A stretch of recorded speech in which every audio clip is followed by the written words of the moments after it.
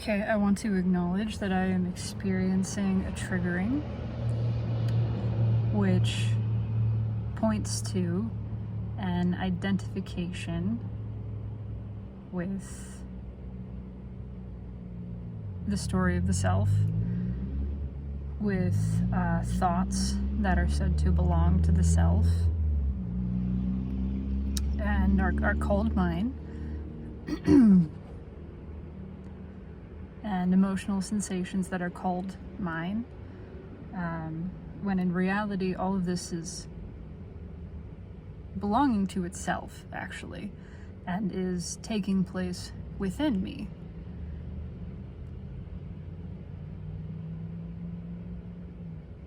I am the awareness. I am the field in which all of this is unfolding. And so I acknowledge there is a temptation to identify. It's strong. It's strong. When I feel this uprising within me of defensiveness, then it means that I have lost touch with reality. And none of this is spoken in judgment, not remotely.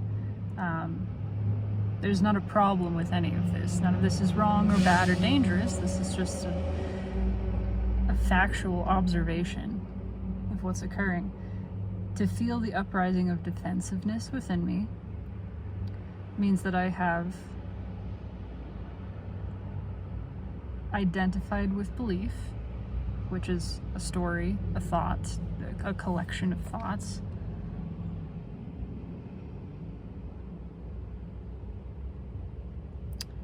And am therefore lost in this realm of concept, as opposed to seeing and being, which in reality, there just is no discussion. There's no discussion. There's no discussing what is, really. It just is.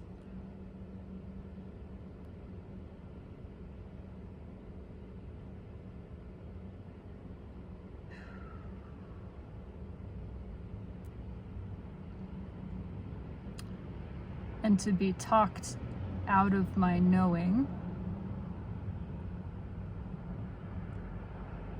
of what is, which is not a conceptual knowing. It's not a knowledge as in an understanding, a comprehension.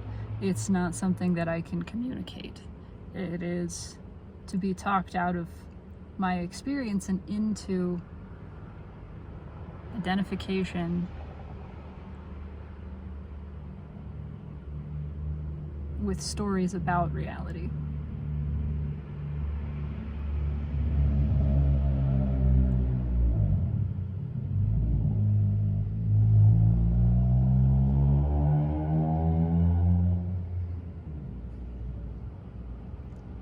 And I struggle with this. I think most people do.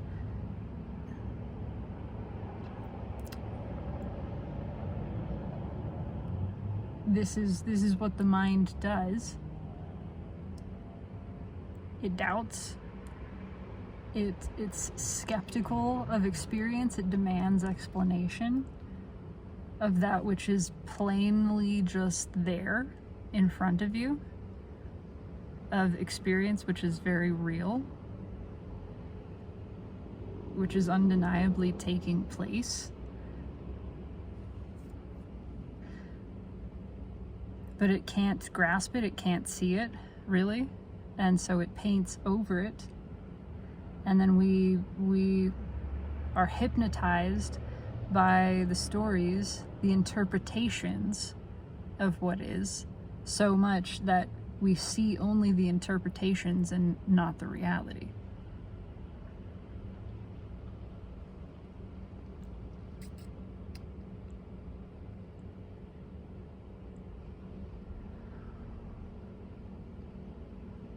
and I can feel there's a pull. All it really wants is energy, which comes in the form of attention. That's what we are. We are the energy of attention. We are awareness. We are perceiving, experiencing. But it doesn't want the attention to be on it. It doesn't want to be perceived. It wants us to flow through it.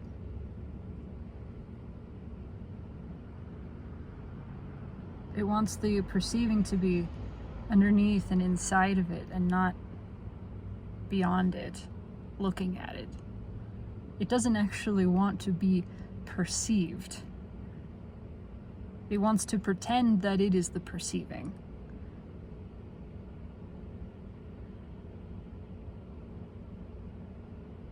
And then it's revitalized. This story of the self that the mind has created is rejuvenated. You're reincarnated every time the mind identification happens again.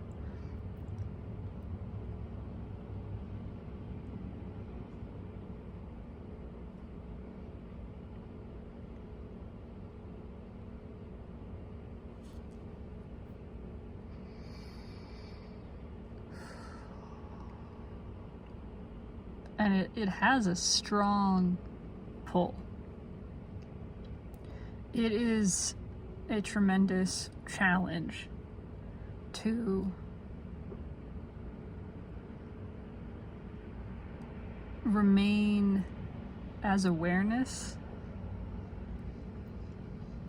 when it is flooding your body with sensation created by chemicals that it's released.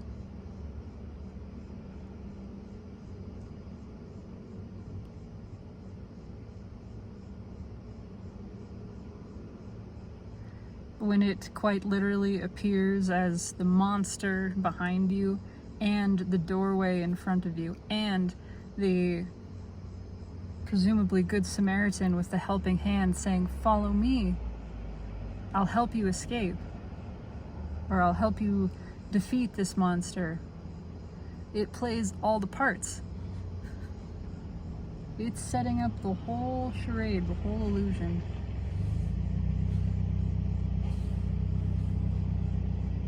Because all it needs is for you to be distracted. All it needs is for you to step into this hall of mirrors and then try to find your way out. And there is no finding your way out of the labyrinth. There's just stopping the participation. There's just the regaining of consciousness. The realization that you are not in this labyrinth. That isn't you. Pull your perspective back. You're not in the labyrinth is in you. So you're not trapped. You're not stuck. You are experiencing. And that is a real experience. It's not to say that the mind doesn't exist.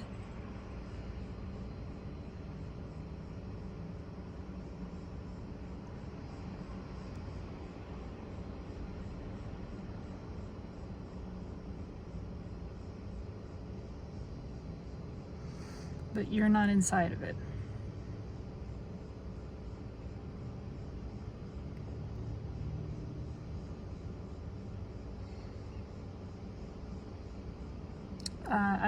I am triggered by, I'm experiencing the triggering, of course, this whole non-belief thing, right? This is something the mind tends to do. Okay, this is pretty regular. It turns an experience, a reality, something which is felt and known directly, into a concept. It turns the experience of non-belief into the concept of non-believing. And now there's a belief in non-belief. And so it converts, it flattens a stable, real experience into a fragile, unreal thing. And because it's unreal, then it has to be supported, because now it's been flattened into this flimsy little concept. It has to be propped up.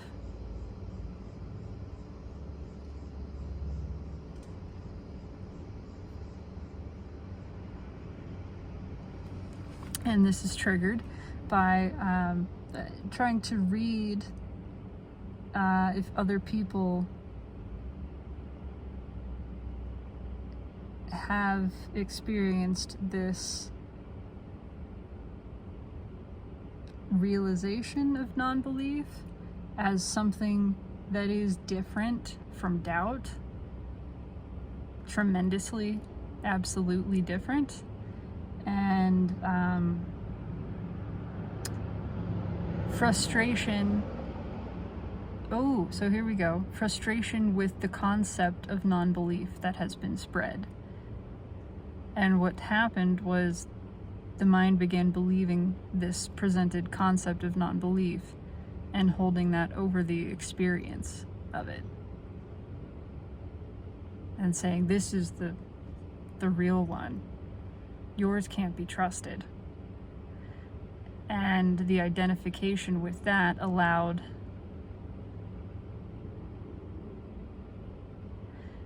the belief in the concept of non-belief, which then shook the foundation of the experience of it. I don't know that this will even make any sense. That's the thing. The more that I talk about this, the more it devolves into conceptual thought, into idea, into philosophy. It's not any of those things. But it's like, this is what the challenge of all the spiritual discussion is we talk about peace, we talk about joy, we talk about God, we talk about reality, and those words are mistaken for the reality. The words produce a concept, and that concept is different for everyone. And then we're just arguing about whose concept is right when none of them are right. They're all made up. All of the concepts of these things are made up.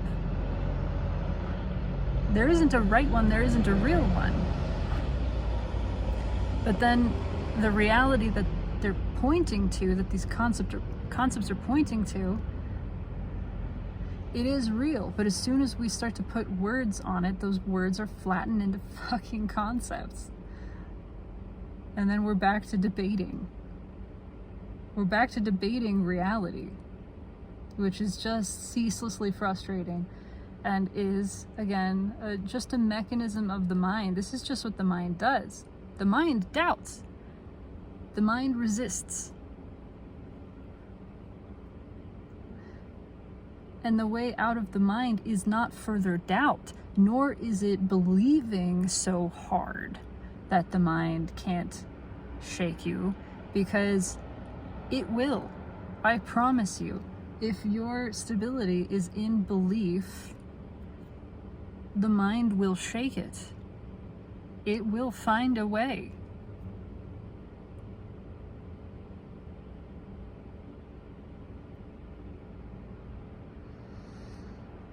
So it's about giving up this game. It's about giving up the conversation with the mind, whether that mind is being experienced within you or without, whether you're talking with your instance of mind or another's instance of mind. There is no productive conversation there. There's not really anything to be said. All the conversation is useless, as long as it has to do with the debating of the stories of reality. Which one is real? There is no real story. There is no real story. The realm of reality is beyond belief. It is. It's actual. And you must put down belief to experience it.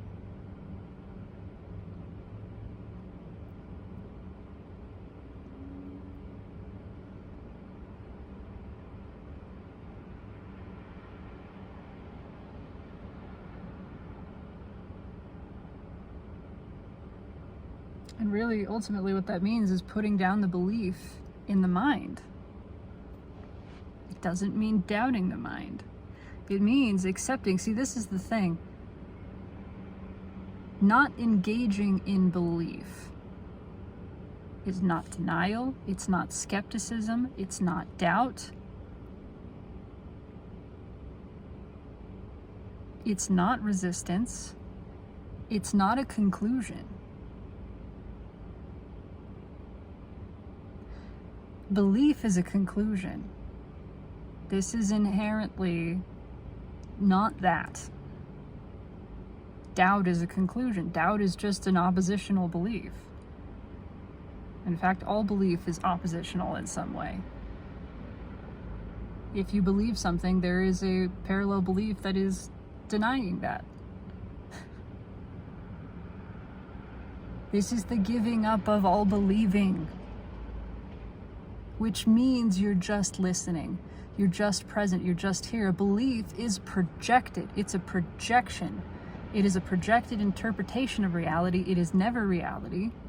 When you realize your belief is what's standing between you and reality, then you put it down. And that's what I'm pointing to and trying to describe in my experience. Because this has been a profound experience for me. Yes, it's still shaking, obviously. Obviously, there is still re-identification happening and the conceptualization of this experience of non-belief. But I am practicing within myself, putting this down over and over.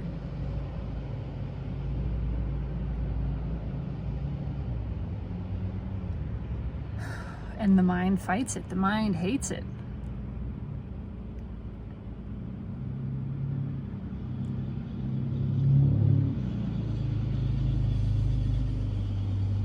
But I see that this is what the word faith actually points to. It is not belief. Faith is not belief.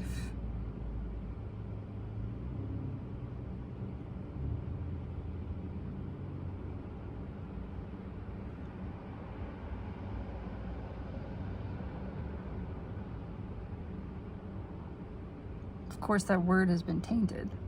It's come to mean belief. It's come to mean strong belief. So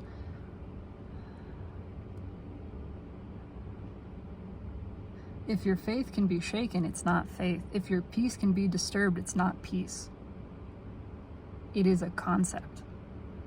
If it has an opposite, it's not the real thing. It's not. It's created by the mind. The mind creates duality in this sense. Oppositional duality. There is no such thing. Reality has no opposites. It has diversity. It has distinction. There's a duality to it in terms of everything takes two parts, but those parts are not in defiance of one another. They're not in this constant power struggle, the way the mind presents dualistic concept to be. They are complementary and they are woven together.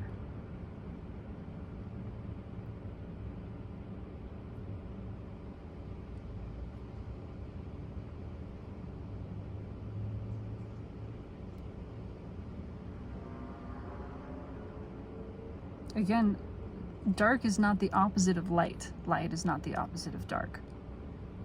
Day is not the opposite of night.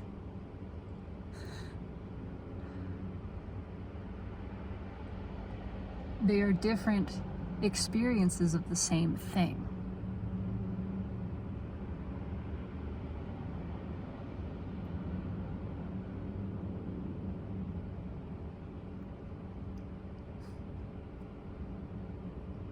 And they're not in combat, they're not in conflict. Contrast isn't conflict, actually. That's the way the mind perceives, and so creates all of this conflict, all of this opposition, and calls it contrast. That's not it. The true duality, and I just said this, and I'm debating whether or not I'm going to post this other video, so if I do, I'll end up repeating myself, but if I don't, then it's only going to be said here. It's the experiencing and the experienced. That's the only duality that exists. And yes, it is inherent to being, but it is not in opposition. It's like having two eyes.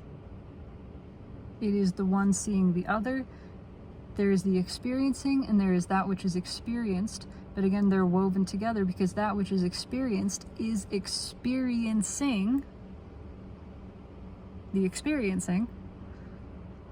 And so it has experienced within it. They're folded into each other.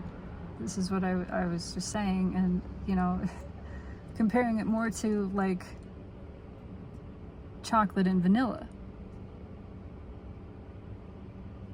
They are distinct from one another. They are not the same. At no time is chocolate vanilla or vanilla chocolate. They're distinct, but they flow together. You can have chocolate swirled with vanilla, and they just fold together, and they play delightfully like that. And they're both ice cream, right? But because you have the two flavors of ice cream, there's just this experience of contrast that's delicious. And then that kind of, you know, plays out in myriad ways. But they're never in opposition. They're never fighting one another. They are playing together. They exist within one another, and ultimately they are the same underneath. They are the same being.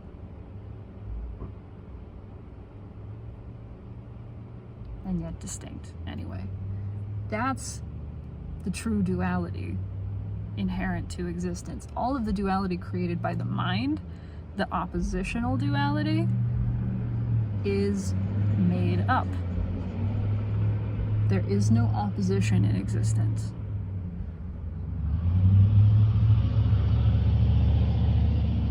That is a story. And we don't have to challenge that story by the denial of it. It's different. Again, there's a difference between denying that story and seeing that it is a story. Right? This is what I'm getting at.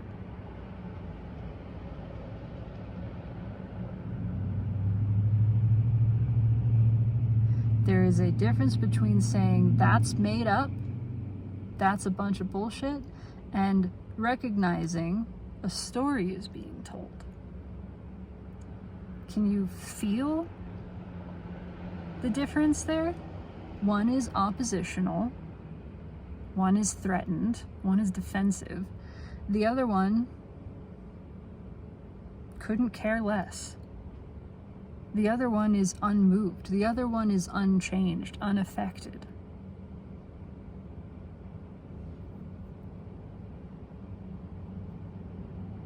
It's not denying anything.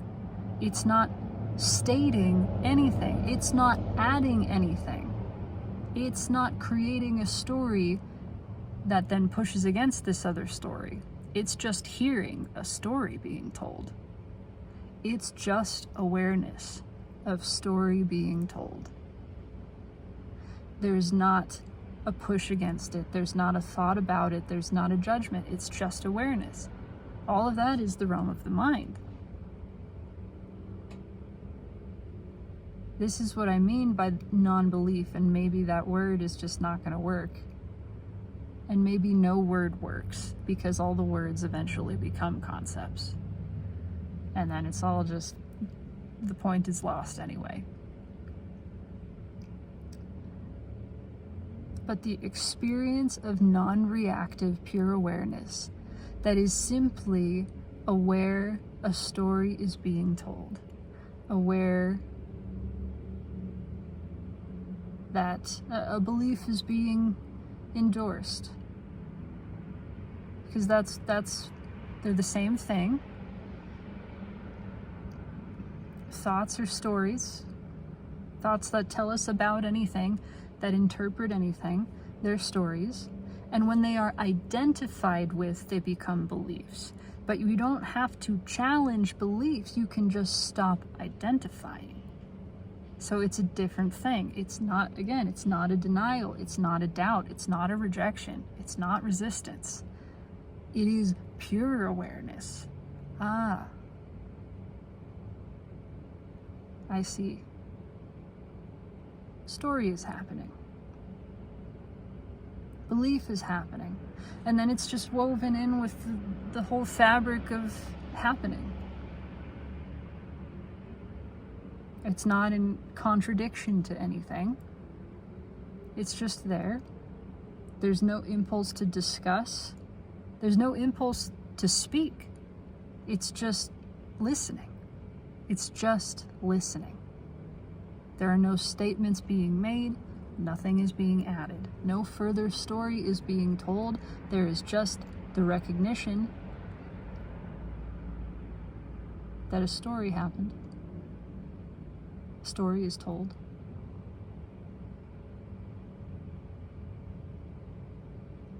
Staying in the listening. And there's no shaking there. There's nothing to shake. There is not a belief to uphold, to be challenged, to be undermined, to be defended. There's not a position to be held. There's just awareness. There's just listening. That is acceptance.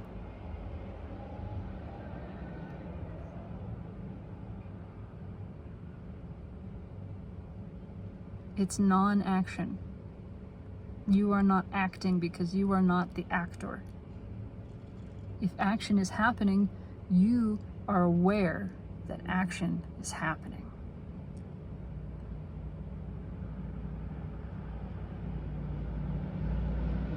And you're just listening. You're just watching. You're observing. You're experiencing.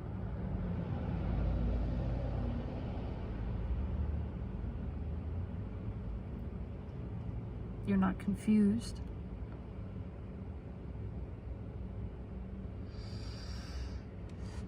And maybe you feel the pull internally of the mind trying to drag you in to the storytelling. And you're seeing that too.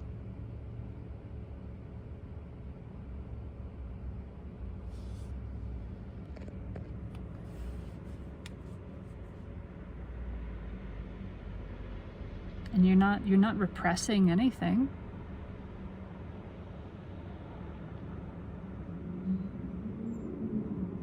You're just seeing all of what is arising within.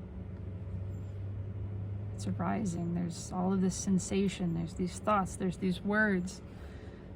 And you're seeing things are happening. Look at that. Things are happening.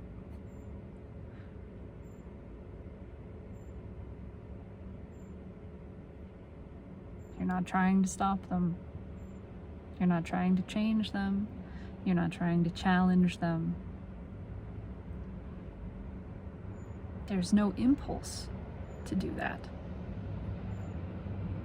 from pure awareness.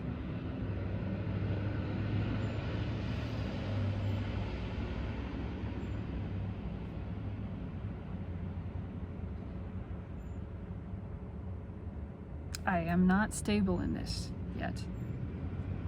I know that it happens. And I know that in a way that is beyond belief. But if I cling too closely to that awareness, if I try to grip it instead of letting it just sort of gently rest in my hand, then it gets shaky, it gets slippery, there it goes. I don't feel so sure anymore.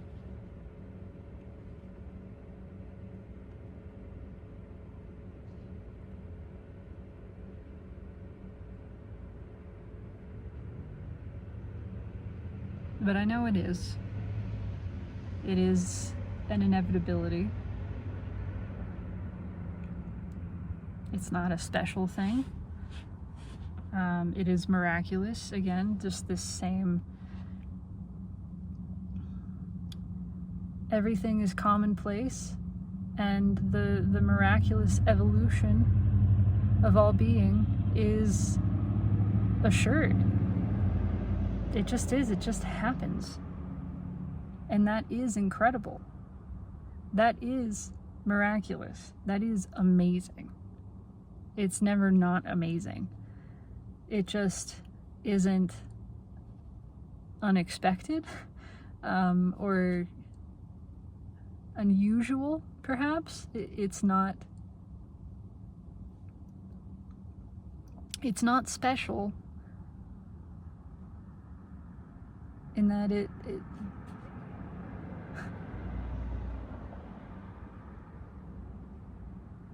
it just is the miracle of being.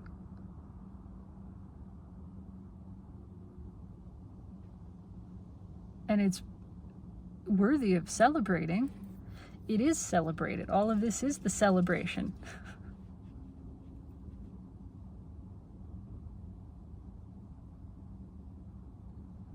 It's just like there are no pedestals here. There are no points, there are no awards, there are no achievements. It's just the miraculous, continuous, expansive, evolutionary growth of being, which is conscious of growing.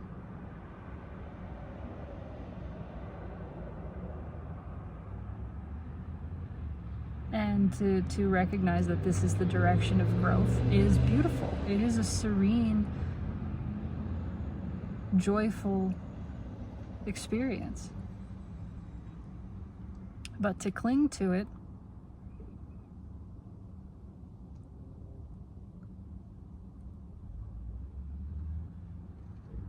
as soon as I start clinging to it, it's the mind. It's the mind that is trying to cling.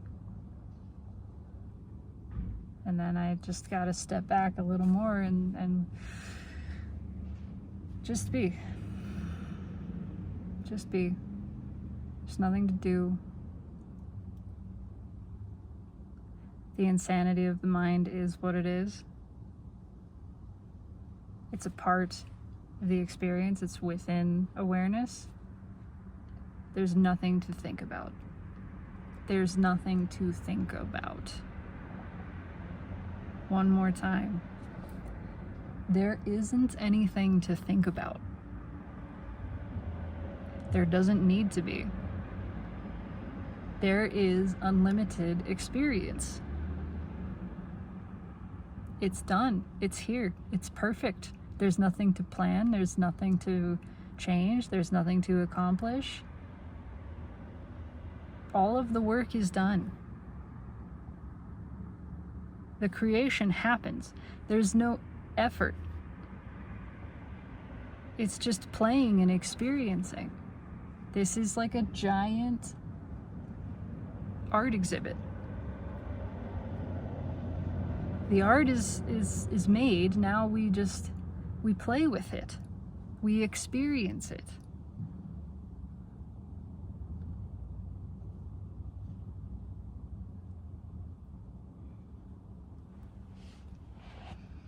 But there's nothing to fix, there's nothing to figure out.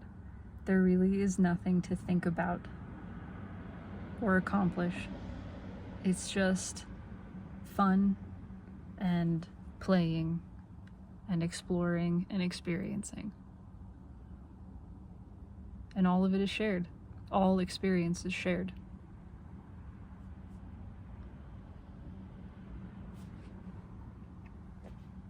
Okay, that's it. That's my little rant. I love you. Take it easy.